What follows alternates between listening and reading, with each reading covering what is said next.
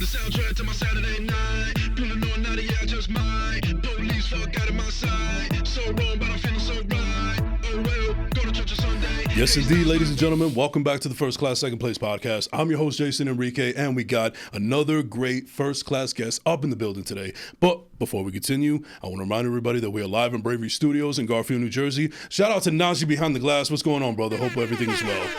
All right, so ladies and gentlemen, we are going back to a blast from the past, and I'm talking about my past specifically. So we're going to get into a lot of the nitty gritty and so on and so forth. I might get a little embarrassed, but it's all going to be at your expense, at your enjoyment, and so on and so forth. But I'm really happy to have this person who I have not seen in a very long time.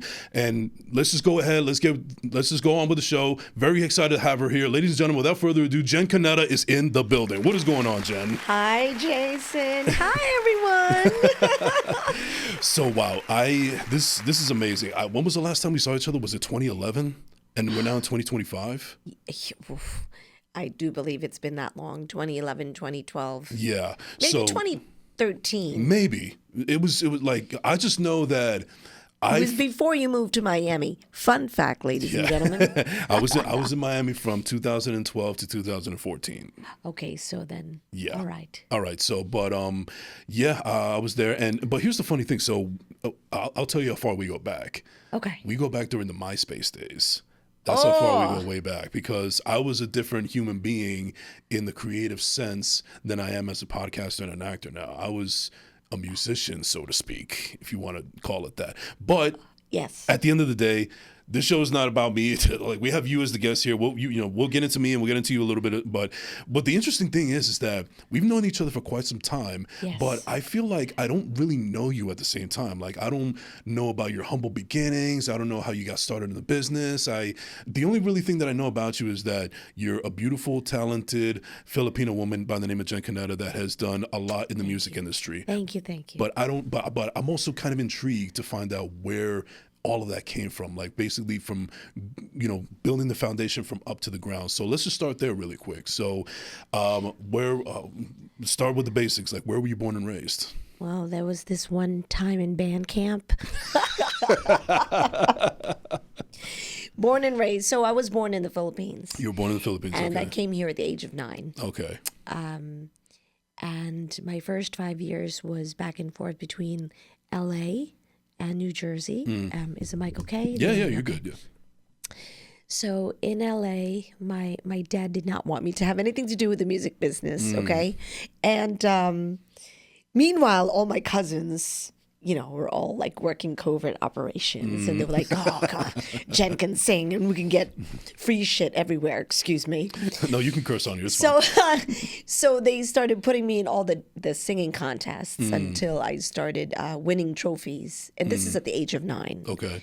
Up until I was 10. I was winning and winning and winning until it caught other people's attention. There was one particular contest in LA that was called Hamon sa Kampiyon. It was, I can't remember the year. Okay.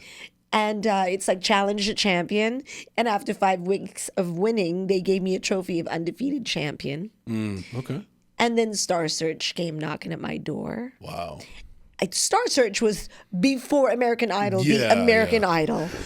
And my dad said, absolutely not. So my dad sent me to New Jersey.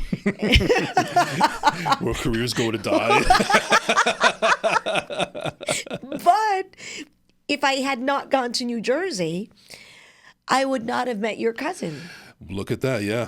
Yeah, another brilliant creative. Shout out to Frank Lamboy, DJ Shout out to Frank Lamboy. Because when I met your cousin in high school, we started collaborating together.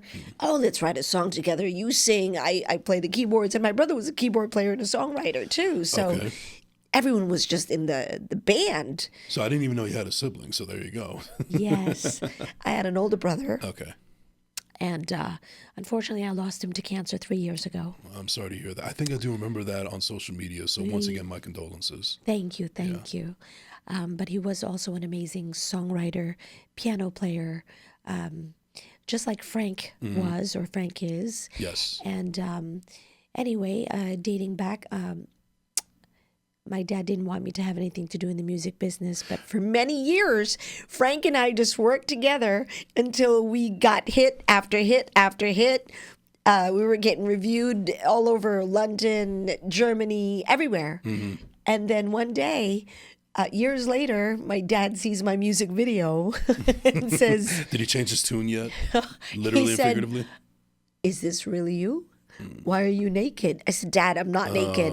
I'm wearing a bathing suit." And he said, "Jennifer, I was there the day you were born. You're naked." I said, "Dad, it's a bathing suit."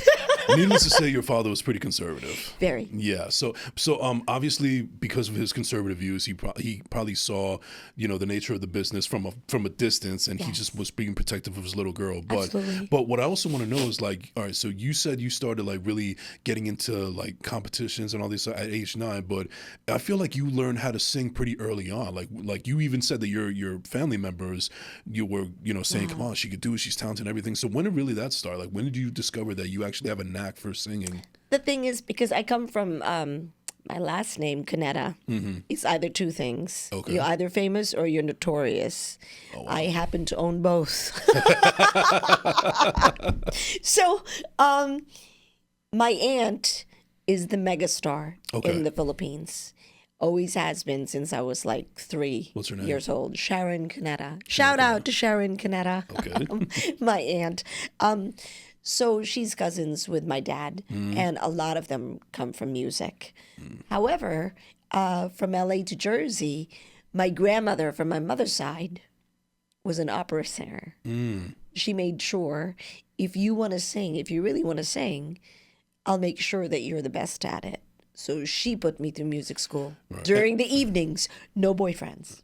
And your mother wasn't supportive of your dreams at all or anything like that? My mother was just like, whatever you want to do. Okay. She was more easygoing. Yes. Okay. My father was more strict. Right. Okay. Well, I mean, it seemed to work out for you in the end, and like you can't blame him for trying to protect his little girl. No. But at the same time, like you were trying to fulfill your destiny, and I think that's what happens in a lot of people that want to get into the industry and entertainment and whatever the case may be. It could be movies, it could be music, it could be this, that, whatever the case may be. It starts from when you're young. Yeah. I was 5 years old. My dad asked me, "What do you want to be?" I still say it to this day.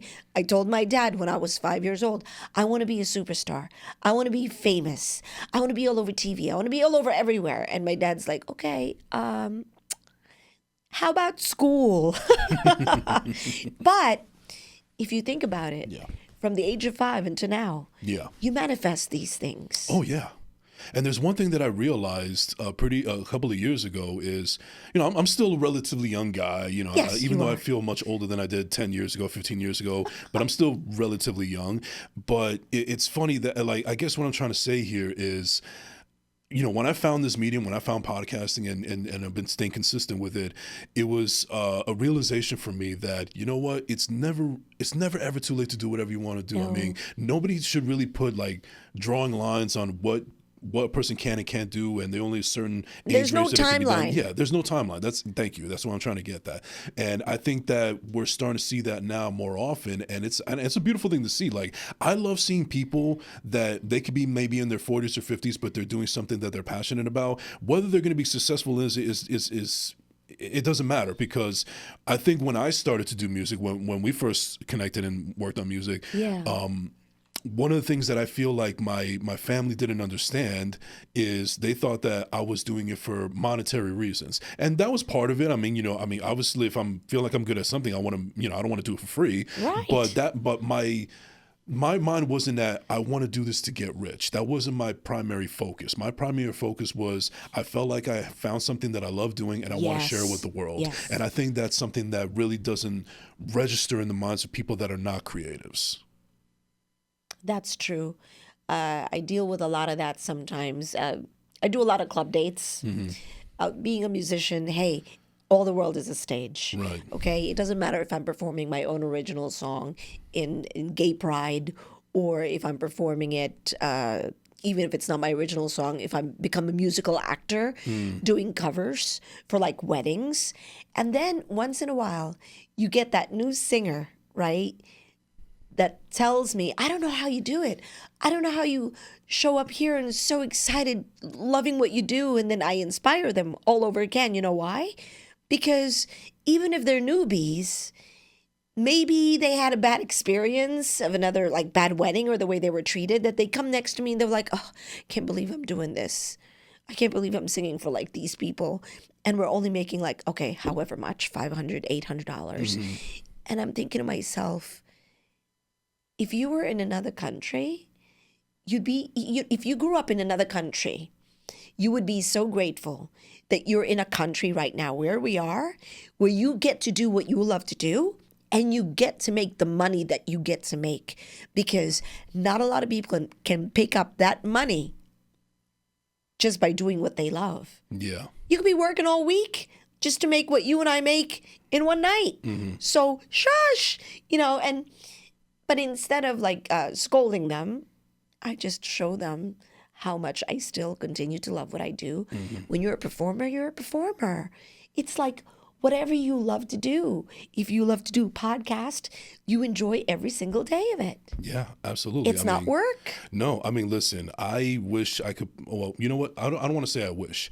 I hope, and I'm trying to manifest it, that I could be able to do something like this on a daily basis as opposed to just once a week, because that's how much I enjoy doing this. This is to me not just my creative outlet, but this is also a sense of like my therapy. Like you're kind of like an extension of a therapist or vice versa when it comes to this, And I feel like that's how it feels with you when you do music or whatever you do creative wise. It's extremely cathartic for you. It feeds your soul. Yes.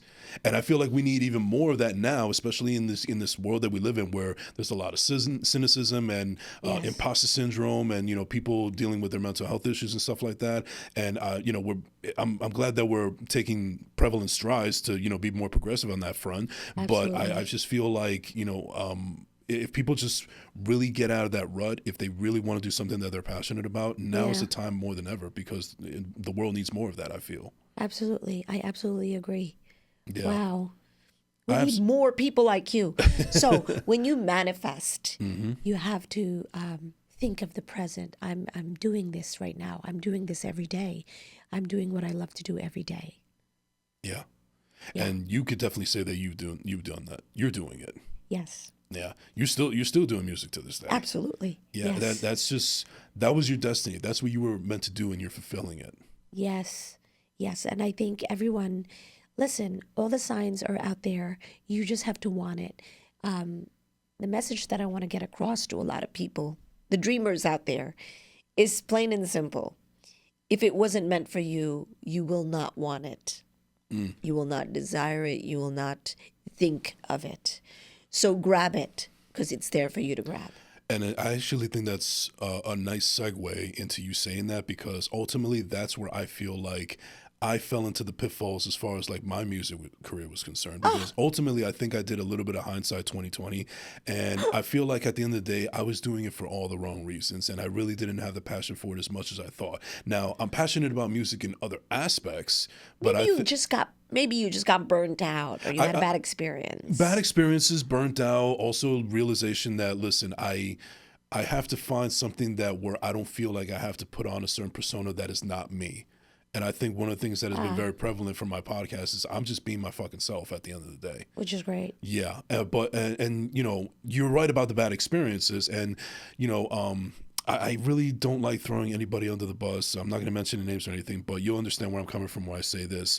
Is like when you get in touch with the right people that you want to work with, or so you thought, and they have an idea of what they should do for you. Like that was a really weird time in my life where I was listening to everybody like, what does this person want? What does that person want? What does this person want? What does that person want? When I really should have been focused on what do I want? And if I just found out what it is that I wanted, I also should have at least had the balls to stand up and say, even if I knew what I wanted. And I think that was another problem of mine, where I just wasn't brave enough to just stand up and say what I needed to say, and it just I think came a all lot of crashing it also down. has to do with the fact that you have to be willing to be molded. Creatives often get offended. Their egos. I'm not saying that you had an ego, Right. but I'll creatives say in I general. definitely was an ego guy, an egotistical guy, and I had no right to be. It was. I mean, I've worked with songwriters Right. and producers where sometimes I feel like I really will like butt heads with them, and I never really meant to offend them. It's not a creative direction where they wanted it, but sometimes I really felt like saying, can we just do what the record label is asking? Yeah. Because we're in the moment right now. Let's strike the iron while it's hot. Don't put your ego on the line. This is nothing against your work. Let's try to mold it into what they want. And I totally, totally understand what you're saying. When sometimes you feel like, why do I have to listen to people? Sometimes you have to give in. And I gave in a few times, but a lot of times I didn't. And I just kept on pushing my own music, and it still got heard. That at the end of the day, that's all that mattered. That's all that matters. Yeah. And you're still doing it. Yes. And I'm very proud to see and happy to hear that. I'm happy to hear you do that. And meanwhile, I'm feeling very happy for myself that even though that trajectory didn't work out for me, I was able to pivot into something that is even more prevalent. And it's even further proof now, because was I doing music back then? Yeah, I was, but it wasn't very consistent, and it was very wishy-washy, and I was heading in so many different directions, and I didn't nearly put out as much work as I wanted to. Right. You're not, and to show proof of evidence of consistency, Jen, you are on episode 170 of First Class Second Place right now. That's amazing. Yeah. And by the way, if I understand it, this is also your first podcast experience as well. Yes, yes. So wow, welcome to the 21st century. Apparently, I'm a virgin. Yeah. Well, there's still some cherries left to be popped. We're popping your podcast cherry right now. There you go. Yeah. But that's also great, because it's first of all, it's an honor to be your first podcast experience as well. Thank you so much. Yeah, and but going back to the music though, like I guess also what I want to know from your perspective as well is, we've seen all these cautionary tales about people trying to do it and not making it, or ruining their own careers, and crashing and burning. And you just mentioned with egos and stuff like that. We hear all of that all the time. But I guess maybe from your tunnel vision, some of the things that you've experienced, maybe you like to share some of those to share with the rest of the audience. Well, I feel like there was a lot of time also that I wasted with a lot of amazing songwriters that the songs, we could have probably made it larger than it was. And the only reason that it didn't was because maybe they were, as a creative, they have every right to say no. They don't want to change this. They don't want to change that. But it's a simple tweak. And if they had just said yes, I was the person that had the connection with the record label. And if we were just able to give the record label what they asked for, hey, it's up to them to say yes or no, but at least give them the option to be able to say yes or no. Don't just disappear. So, I mean, I've learned my lessons. Those people continue to stay in contact with me. They want to work together again. I'm not saying that I'm not going to work with them again, but it has to be at the right setting. And again, of course, I have to have the connection so that we could get the juices flowing. But I learned something lately. Always a student. Yes. A student. Great advice that, Jen, you have to continue to just plant the seed. And it doesn't matter if a storm comes or a tornado or nothing grows. You're doing what you're supposed to be doing. You're planting the seed and watch it grow. And it does. Because once you want something, the universe, it's a conspiracy theory. It just happens and everything falls in your lap. Like, just this past January, I was an attendant because I became a judge in a beauty pageant for the Miss Philippines.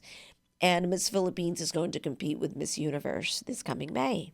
I loved the show so much that I went to one of the directors and I said, oh my God, I want to perform in the show. I don't have to serenade the beauties, but I can absolutely perform And because I'm a Filipino, of course they said, we want you to be part of it next year. We want you to open it next year. We want you to have a dance song because that's what we know you as, your dance artist of the year. And maybe you can come up with a Philippine anthem. And that's what I'm working on now. Wow, look at that. And it's televised all over the Philippines. That's amazing. And I've been collaborating with many different producers, and right now I have a song that'll be perfect for it. Wow. and you feel really, really ecstatic about this. Yes, and I feel really excited. Now, that also fascinates me from a music making standpoint. Like with you specifically, I kind of I'm curious, like, what's your process? Like when it comes to the writing process, the production process, like your own world as far as that's concerned. So I used to write more independently, and that has gone out the window. Not to say that it's never going to happen again. Right. But I'm more of someone that can come up with ideas if I reflect with somebody else's ideas. So, for example, if a producer gave me a ton of music, and if something resonates to me, then I'll choose that one. And then I met this young songwriter lately that I've been working with. Shout out to Nancy Rose. Hey. But besides her and other songwriters, if I send them the music, I ask them, does it resonate to you? Could you write something to it? When they write something to it, I tailor it because I know I have an idea what I'm looking for. They don't, but they're open to me tailoring it because of my experience and obviously from the connections that I've made through the business all these years. So they say, okay, I'm writing this for you. Do whatever you want with it. But I don't just change it. I ask how they feel about my changes. And if the producer and the songwriter and myself are all, in agreement, then we lay it in the foreground and we hire the engineer and we record it. Wow. And it's just, the creative juices just flow because from there we write another song and then we're like writing another song while we're still in the middle of recording the first song. You know what that kind of reminds me of? It's like I've been getting into film a lot lately. Oh, okay. Yeah. So to give you an example, I was on a film set very recently, a couple of weeks ago, where I was doing PA work, production assistant. Shout out to Being Latino for the opportunity. Thank you very much. I appreciate it. And the ad is now out there on social media. It's only 10 seconds. But we were there from 9 a.m. to 4:30 p.m. filming, and it's all of that time just for a 10-second ad. So I can only imagine how much of a process of going into a song is as well. I mean, I've seen in the hip hop world where, everybody tries to be like Jay-Z, one take Jay. Well, they just do it in one take and then after you go to the next one. And I think that, okay, that works well for him, but it also takes away from other artists that want to get in this industry and they're not actually taking the time to grow, to develop, to evolve. They just want to bang out as much as they can because that's their own version of consistency without ever evolution at all. Yes, absolutely. Wait. Yeah. I want to know more about you. Okay. I know that you're the driver here. Okay. But as much as, and thank you for being curious about how I've grown to evolve in my music life. Mm-hmm. But now that you're an actor, I want to know how you had that going for you all of a sudden out of the podcast, becoming an actor. Like, where did this all sprout out? That's a very great question. And thank you for asking it. So, when I started this podcast, I just did it purely out of, I felt like I needed my voice to be heard as opposed to being shunned and silenced for so many years by so many people. And one thing that I was not expecting was being able to, shake hands and rub shoulders with certain individuals that I grew up watching, listening to, this, that, and the third. I had to go through proper channels. And what I also found out about myself is that when I'm in networking mode, I'm a different animal. Like I'm an introverted guy. I stay to myself. I don't really, I could get a little socially awkward at times, but when I'm in networking mode, I am a fucking beast. I will go up to anybody and their mother and network and promote myself and plug myself and this, that, and the third. Great. So you found your niche. Yeah. So that's how I've been able to make the connections and these people. And I was at a networking event, and it was a networking event for two reasons. One, it was to find people to come on my show because it was in its at the time. Like I was still looking for people to just be on my show. Like, oh hey, I like your show, man. Oh thanks, man. You want to come on? That's how it was for me in the beginning. But I also wanted to see if I can crack into the entertainment business as far as acting is concerned, starting off with voice acting, because I've been told plenty of times that I have a very unique voice and I want to do something with it. And I had an opportunity to do a TV show, and I wasn't thinking about acting. I was more focused on voice acting. But I said, you know what? Fuck it. It's still a foray into it, and it's still a foot in the door. Let me try it out, and I might have some fun with it. So basically, the acting bug bit me. And then I wanted to do this more, and I even had the opportunity to direct a couple of episodes. Bug. Yeah, and then I just wanted to do this more, so I was keeping in contact with certain people and people that I would have in my podcast, and then my clientele kind of just grew from there. Again, I never thought I would get a chance to meet and interview some of the people that I thought I would never get a chance to meet in the first place, and just keep on networking and meeting the right people. And the challenge for me is that I don't want to be just a person like, oh, just so you know, I act too, or I do this. I actually want to show my worth. And again, just like in music, I didn't do it for monetary reasons. I wanted to show a gift that I potentially feel like I have and share with the world. So I take it seriously. This is not a flash in the pan kind of thing. It's not an ego thing. Compared to some people that I know in this industry that are doing it for vain reasons. I have my other reasons as well that are much stark and different from theirs. And I just basically, in a nutshell, that's where the whole acting thing came about. And it really has taken a life of its own. Now it's not a success. Like I'm not anywhere in LA or anything like that. Success. But anything you do is a success. Right. Well, I'm saying like I'm not like an A-lister or anything like that, which is fine. I mean, I don't need to be an A-lister. Like if I could find consistent work, I'll be happy. I'm not really. I'm pretty humble that way. But I just at the end of the day. And we talked about this before we recorded. I think it was something that has been wanted to come out for a very long time, because I remember one thing that I never admitted until recently is that I actually did want to act when I was a little kid, because I grew up by movies and TV. You know, those are my inspirations. But I was extremely shy. I didn't feel comfortable being in front of a camera, not even to take pictures. I was just very shy and insecure and socially awkward. It's a surprise to hear, but it is the truth. And I think that as time grew, I just kind of evolved, and I needed this platform and other things along the way to just shed that and just say, fuck it, I'm going to do it. And that's what I've been doing ever since. I am so, so proud of you. Thank you. I am so, so happy for you. Thank you. And who knows? There's no time limit. There's no age limit. No, not at all. And I tell this all the time to people out there and on my audience, people that are listening and watching. Yes. I'm just like, listen, I'm a guy. I'm pretty.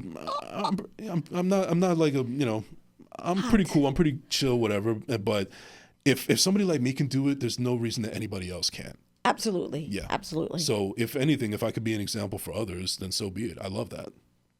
I love it when people tell me that I did it because of you.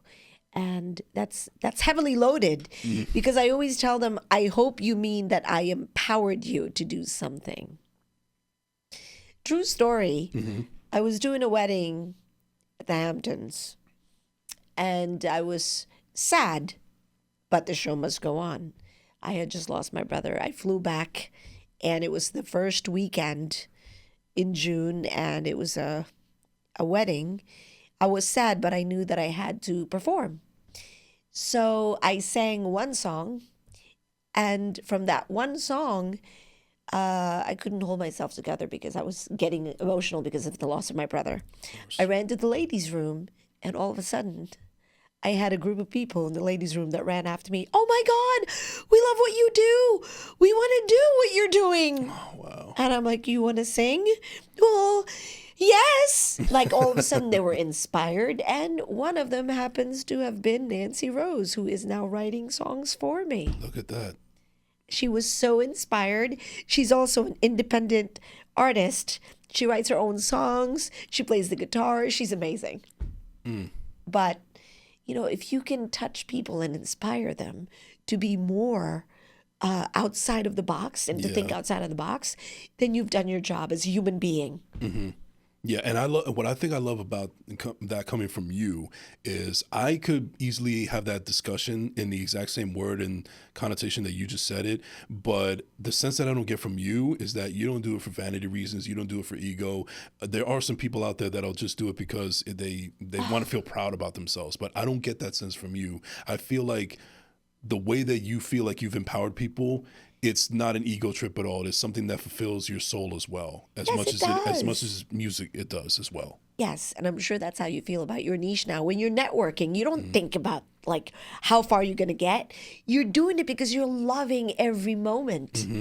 And one thing it has also taught me is, even in just my personal life, is just to grow really, really thick skin. And I know that that's something that you Yes. had to develop in the music industry, because the music industry is a motherfucker. I remember being reviewed. A lot of people said a lot of bad things about my voice. A lot of people said a lot of great things about my voice. And then I'll never forget my manager, who's gone now, Stephen Kurtz. He managed Christina Aguilera and myself. Okay. And he said to me, whether it's good or bad, you're creating traction. You're being spoken about. You're getting attention. This is what we want. And he was right, because ever since then, there's not one single DJ that don't have anything to say about me, whether it's good or bad. They're waiting for my next record. They want to know what I'm going to come out with next. Yeah, I want to. I want to know. Thank you. Absolutely. One of the things I also find fascinating, throughout this entire time that we've known each other, Yes. Through time, I mean, we haven't kept in touch continuously, but we've always stayed in each other's. Sad. I'm sad about that. Yeah, but you know what? It's never too late. That's the thing that we're learning here.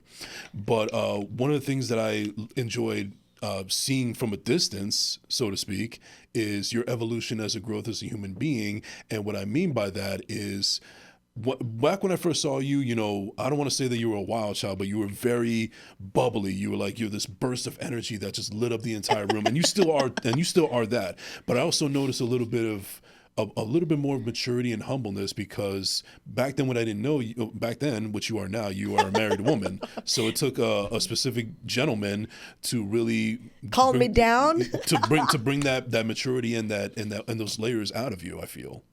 Yeah, or maybe it's just, I don't know. I am married, and I got married 8 years ago. I can't believe it's been 8 years. I can't believe it either. I know. I'm like, whoa. And my best man, well, his best man was his brother that flew in from Italy. Hardly spoken English, but the best speech I've ever heard. Broken English. And he described his brother as, the wild card. And then he described me as firework. Those were his words, the wild card and the firework. But when they are together, it's calm. And I mean, you can't express those words any better than he can, even with broken English, because the truth is, I guess when you find someone that calms you down, but that doesn't mean that you can't be yourself still. Correct. And this is someone that supports you in everything that you do and everything that you are, and admires you. And I really, really appreciate that. And a lot of times I'm self-conscious when he's around, because he feels like I'm like a bomb. He doesn't know what I'm going to do next. And my friends are looking at him like, uh-oh, the husband's look in his face is like worried. What's Jenn going to do next? Oh, wow. And now I have to start thinking, oh, he's here. Okay, I got to calm down. Talk to you later. No, I mean, maturity also comes with age, I guess. It's also because maybe I've suffered losses. That could be a part of it too. Through this journey in the music business, I've lost my manager. I've lost a record label owner just like last year that has been releasing all my music ever since. I've lost my dad. I've lost my brother. It's a lot. It's a lot, but you have to embrace those moments and learn from it, embrace it, and maybe even come up and write music with it. I did collaborate with a rapper from Australia. Oh, okay. And we wrote a song for my brother while he was in the hospital. And it was called Only You. We released that in Australia. And he was in Australia's Got Talent. His name is D Minor. He's like the Australian Eminem. Why does that name sound so familiar to me? I might have to do D my minor, research. you're gonna have to Google him. Yeah. He's amazing. Okay. And we released the song together in 2019. Well, Najee's a musician. Have you heard of this person, Najee? Yeah, no. Okay. Well, you're about to. No, but but going back to married life, essentially. Yes. When this sweeping gentleman just happened to come into your life, Oh my goodness. was it a little bit of a was it kind of like weird, for lack of a better term, like here comes this person, then you had no idea that he was going to have this effect on you from day one? When he came into my life, I wanted to be single. I haven't been single since I was 16, and I said I need a break. I don't know what I wanted. I didn't know where I was going, and I told my then boyfriend, I really don't know what I want, but I don't want this anymore. Not that it's bad for me. I loved everything about it. I didn't know what I wanted. 5 months later, I'm engaged. He says to me, "What's going on?" I'm like, "I don't know. I can't say no to this guy. Maybe because he won't take no for an answer." But something about this person, my husband, I could not pull away from. He's not even a musician. Right. That's also what I was getting at, because this doesn't seem like a person that was in your world per se. No, and he wasn't. you know, and I just wondered how that chemistry just happened to mix together, and it just blossomed to something that you didn't even expect. He was just always calm. I could be like throwing a tantrum. Everything could be flying. Pot, span, shoes. He's just calm. And he's looking at me like he's like taming a wild dog. One thing that also makes me wonder is that when you've met this person and he came into your life, and then Yes. you become his wife, do you also feel like during this time, maybe the reason why he's so calm and cool and collected and very comfortable in his skin is because he knows his worth? Do you feel like because of that, having this person in your life, you actually found your self-worth in a way that you Yes. never thought you could have? Absolutely. And I think that's the key Absolutely. right there. That is absolutely the key. And I never, true story, my husband is from Italy, and he wasn't planning on staying here. But then he met me, and he didn't want to move back. He still loves Italy. He still wants to move back now, but he didn't want to take the chance of moving back and losing me. And he gave up that world. He gave up his friends and his life and his work and his houses there to be with me. Who does that? Yeah. It's like something out of a fairy tale. So therein lies your question about, he knows what he's worth. And he made me realize my worth. I'm worth moving a country for. I mean, wow. When you contextualize it like that, holy shit. Wow. I'm like, girl, please, I got long hair. My hair is longer than yours. Wow, that's beautiful. Yeah, ladies and gentlemen, if there was such thing as a prince and princess story that turns into king and queen, there it is right there. Thank you. I mean, and as far as music, like how has that made you, being in this new part of your life? How has that made you a better artist? Oh, well, I've come into terms as to who I am now. And I don't know if it has actually changed how I approach writing or shaping or producing with engineers and just the whole aspect of it. I feel more, I guess, calm but confident. And I'm not so pushy. I allow things to come into place and trust the fact that if I want something, it's going to happen. I don't have to push for it. Okay. So even in the creative side of that, I don't get frustrated when I can't get somewhere, when I can't find the words I'm looking for. I'm more calm thinking it'll come. And that's that maturity and those layers that I was talking about earlier. Ah, you're very observant. Are you sure you don't want to be a film director?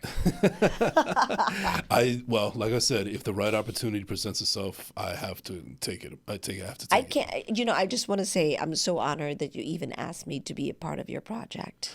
Well, there's a couple of reasons for that, honestly. One of the things that I say to pretty much everybody that has been on my show Yes. is the name of the show is called First Class, Second Place. So I take pride in Yes. bringing first class people on my show. So you definitely fit that bill. Thank you, thank you. Two, you are believe it or not, you weren't a big part of it, but you played a pretty significant part of a past life. And I think that one of the things that people appreciate about the show is not so much as getting to know the people that I bring on the show, but they also want to know layers about me as well. Because Do they know that you used to rap? Did they ever hear the songs that you and I had in a movie? you know what? This is what they call the express lane, because we were getting into that. And Najee, if you have any shocking music back there, please get ready for it. Yes, we actually did collaborate on a song, and yeah, it was called Overdrive. Yes. Produced by Frank Lamboy, DJ Frank Lamboy. Yes. And according to Marv and Najee and everybody else behind the glass, I was the second coming of Pitbull, Mr. 305.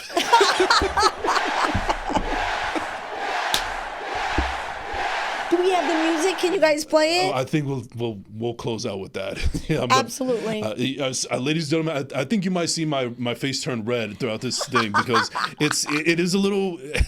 This is not something that I thought would come, but it is a nice pleasant surprise. But let's elaborate a little bit more on it. So that's crazy that was actually the last time that we saw each other, when we were at the film premiere for, what was the name of the film again?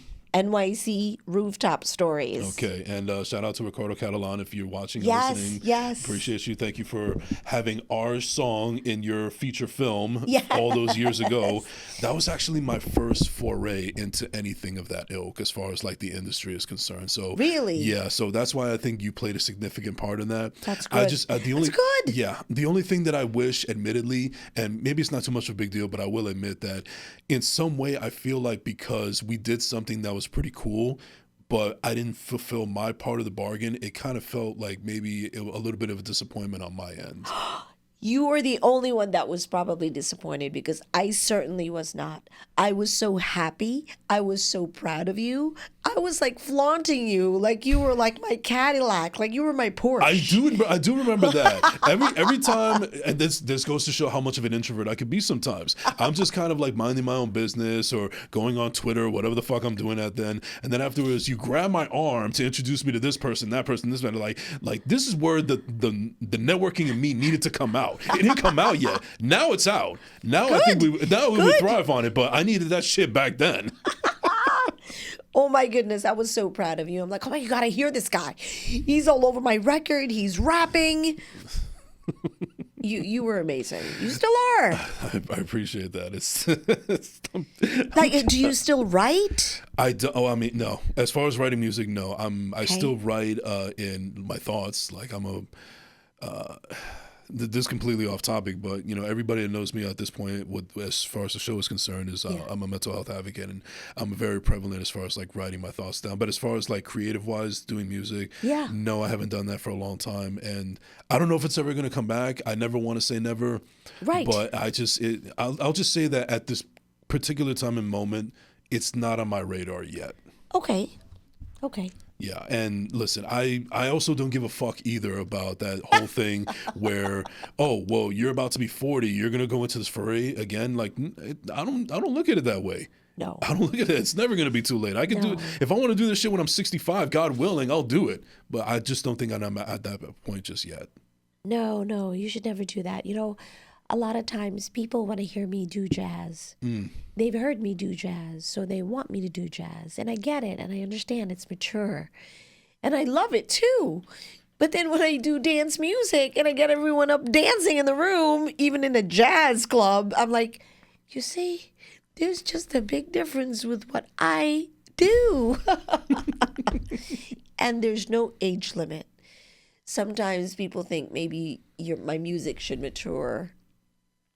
But why? I could sing anything. Yeah. It's always there. I could record anything. It's always there. But right now, this is what I still continue to do because I do love getting people hyped up and giving them that energy, inspiring them to get up. Yeah. I've always been fascinated where that comes from. I don't know if they came from, your mom, your dad, or that was just something that you were naturally gifted, born with. Well, just like you are. Where did the networking come from? Where did the aspiring actor come from? The podcasting. Look at you in your 170th episode. Well, you have me at even Marv is actually shocked by my inability to answer that question. If I had to give an answer, I just felt like, enough was enough. No, I'm not going to be silenced. I'm not going to be shunned this time. I'm not going to be denied. Yes. That's happened to me way too long. And like, why am I allowing this to happen to me? So it comes from here. That's your heart song. Okay. That's where the energy explodes. You wanted to explode in this way. Right? Yeah. Yeah. Are we still? Oh. We're good. We're good. Okay. Yeah, I'm just, ladies and gentlemen, in 170 episodes, this is probably the first time I'm speechless. Now, how could you be? Is it because you want me to play the song? I'll play the song. Whoa, hold on. Do we get to commercial break? Oh my God. Can we go to break? Wow, she's really... No, I won't embarrass you that way. No, you're not embarrassing me, but I appreciate it nonetheless. But what is what's next for Jenn Cuneta? What can the world expect now as far as like your career and all the other endeavors that are happening? I'm working on an album. Okay. And it's an ongoing project. I've had song submissions also from my cousins who wrote songs for me. So I have songs to choose from of what I will be recording and what direction that album is going to go for. I've also opened my own record label. It's called Generation G. Generation G, wow. Okay. Yeah. The generation is JENN, which is my name, Generation, and G is for girl power. It's in partnership with a friend of mine whose name is Margaret. So it's Generation G. Really, the G is hers. So we're working on a lot of different aspects of who Jenn Cuneta is and that. And there's a lot of people that actually want to take part, and I'm really appreciative. They're sending me their songs for selection for the album, and hey, it's not a contest. It's just a matter of me resonating correctly to it. So please expect that, and expect an anthem for the Miss Universe pageant, Miss Philippines. I'm very supportive of that. I had a podcast called Brew, which we had brewing for some time, and we were stuck at the 4th episode because it's kind of difficult. It's not, I'm not, how do I say this? I'm sure it wasn't easy for you to start. You're in your 170th episode. I do believe we just filmed like 4 or 5 episodes, and we were getting a lot of traction, like 11,000 views and participants. Congratulations. But it's very difficult to join our schedules together because she sings too, and she has her own independent projects, and we're always all over the place. So right now it's on hold. It's being shelved, that podcast. Okay. Now, obviously, I know you as a talented singer, but is there anything else in the entertainment industry that you want to tackle on that you haven't tackled just yet? I mean, I had this discussion with you actually briefly. Okay. Because I do believe you mentioned you were surprised that I never really got into acting. Mm-hmm. And I would dabble into that. And you asked me what kind of characters would I like to play. Yeah. Superheroes. Okay. Right? The defender. Empowerment. Yes, I guess. Mm-hmm. Yeah, something inspiring. I would probably wish that I would be involved in a story, perhaps, that is more inspiring. So kind of like me with the music thing, it's something that you would definitely tap into. It's just not on your radar at the moment. Yes, you could Okay. say that. All right. So I think that's where we're kind of simpatico in our crossroads as far as that's concerned. I mean, we're both doing something that we already love doing, Yes. but the sky's the limit. There's nothing that could really stop us. It's just waiting for the right moment and the right time, because I feel like this thing, it came at the right time Yes. when I needed it. And I just went full force ahead with it, and I'm very happy at the trajectory that it's gone on. And who knows, maybe, I don't know, a year from now, a couple years from now, I might, just like I got bit by the acting bug, maybe the music bug will come by like, hey, Jason, you forgot me. You never know. You'll never know. You'll never know. I've gotten a request actually to do a comeback show in the Philippines, Okay. and it's being planned. You need a lot of connections to make that happen. Promoters, first of all, record labels that want to back you, but they're talking about a comeback show, and I'm not saying that it's not going to happen, but I am saying that it will happen. It's just it's in the works. Okay. Now, we kind of reiterated it. We kind of touched on it earlier, but I want to reiterate it right now. Yes. So the question one of the last questions that I'll ask you is, to anybody out there that is aspiring to do something that they're passionate about, Yes. but they feel discouragement, fear, whatever the case may be, what would you say to those people that are listening and watching right now if they're stuck in that rut? And what could you tell them to get out of that rut? There's no way to get out of the rut. The only way is to get through it. So you have to embrace the rut, let it absorb, inhale it, and then you can spit it out. Chew it and spit it out. You just got to keep on going. You can't let anything discourage you. Everything happens for a reason. If a door is not open, it does not mean it will not open. Maybe just not now, or maybe you're knocking in the wrong door. There are other doors. So you just have to listen to what the world is telling you. And then you have to allow the universe to hear what your heart is saying and what you're wishing for. You can't just expect, hey, a white door, and it's going to appear. You have to expect that the white door might appear as a white sheet. You just have to be open to everything. Please, please don't ever stop believing in yourself or believing that you could be anywhere near your dream, because that's what dreams are for. Wise words from the queen herself, ladies and gentlemen.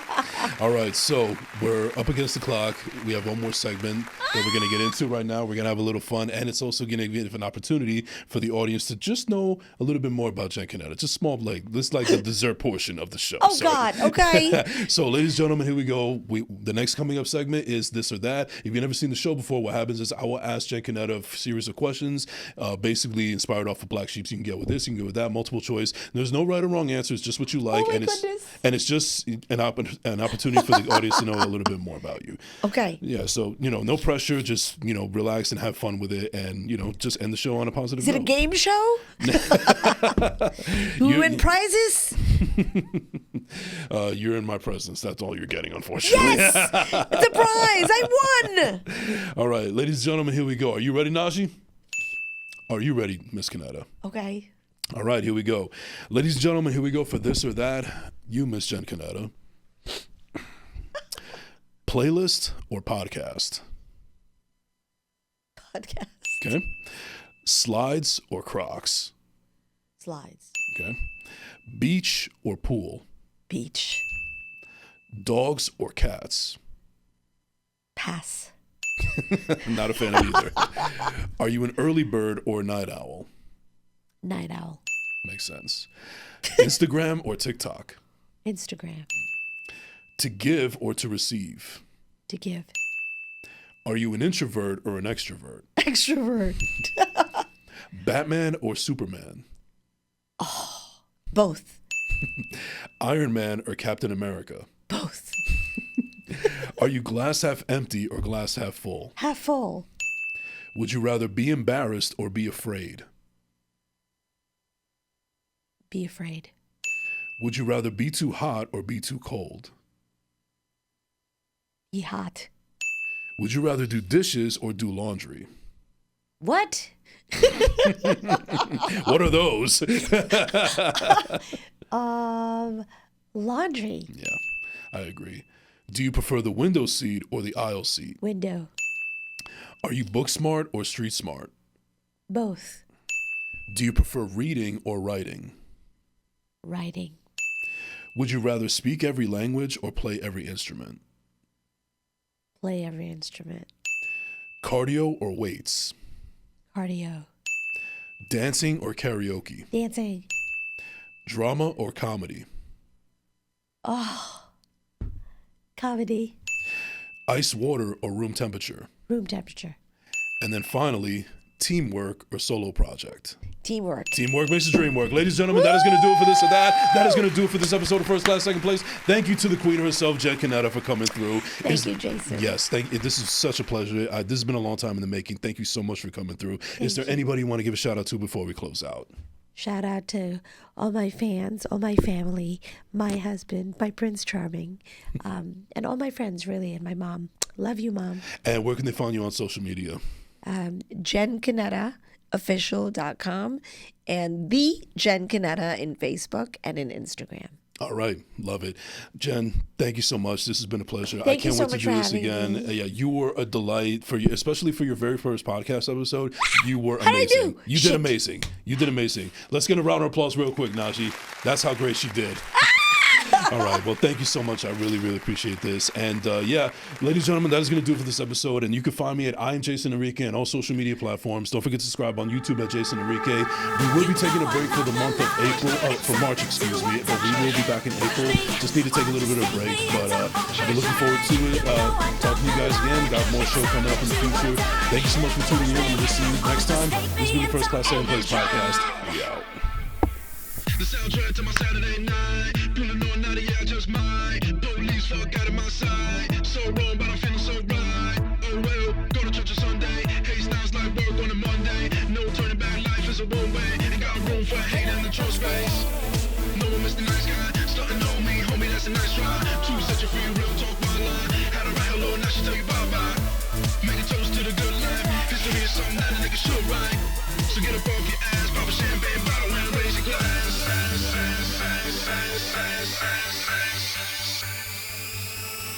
Take me